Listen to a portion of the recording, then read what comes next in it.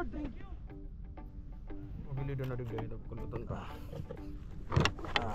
Ay ko. Buwi naman oh, idol. Thank you. Thank you Lord. Buwi naman oh. 4,000 Nice. series na reel. Build test. Thank you. Salamat. Lagyan na dawan. Di mo na pag ano. Ito lang. Sige na. Ako na dyan. Pagihan mo na dyan sa ano. Di pagpatong sa tubig. Tanggalaan. Thank you. Picturean ko tulos. Ayun mga idol. Nakadali yung kasama ko.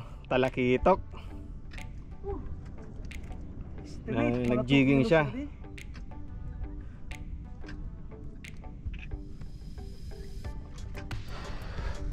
Si Master Jomar.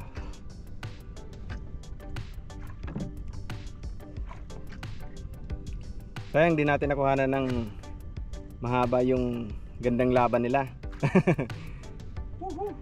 Gamit niya ay ano ba yan? Ultralight na ano? Micro jigging rod. Micro jigging rod. From Jabrick. Talyada. Thank you Master. Sabi naman Master. Sige na, drop na.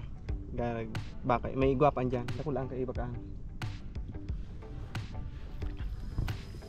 Hello mga idol. Magandang umaga sa inyong lahat. Panibagong araw, panibagong adventure. So, andito na kami sa spot. Nasa laot kami. Bali, gilid lang dito sa may Malinaw sa Albay.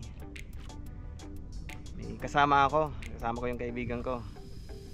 Mag-session daw siya. Nag-field test siya ng kanyang ultralight jigging setup. Nakadali agad. Unang hulog. So, natsyempohan namin yung isda. Sana marami pa.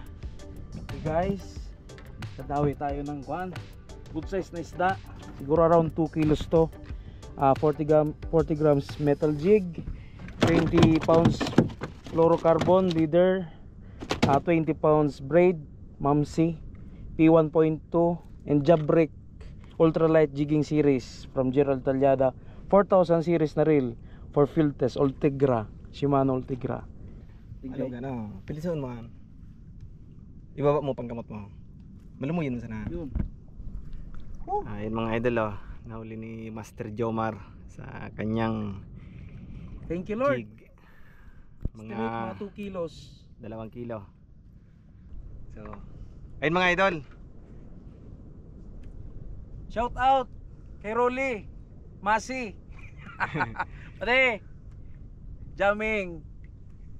Shout out kay Rolly Miraflor. Idol, sa susunod ikaw naman sumama dito. Kasi matagal mo nang gustong sumama sa akin. Nauna na yung isang tropa natin. Nakatali agad.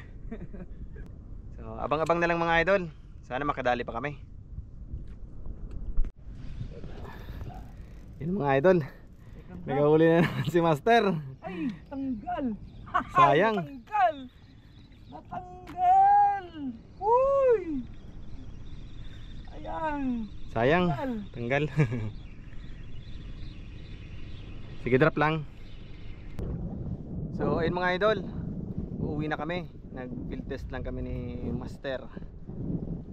Shout out kay Master Jomar. Thank you sa jamming. Naka-isa kaming talakitok. So, okay na yon. Iihawin niya daw yon kasi may outing sila dito sa amin, sa lugar namin. So, maraming salamat po sa pagsubaybay. Hanggang sa susunod po ulit.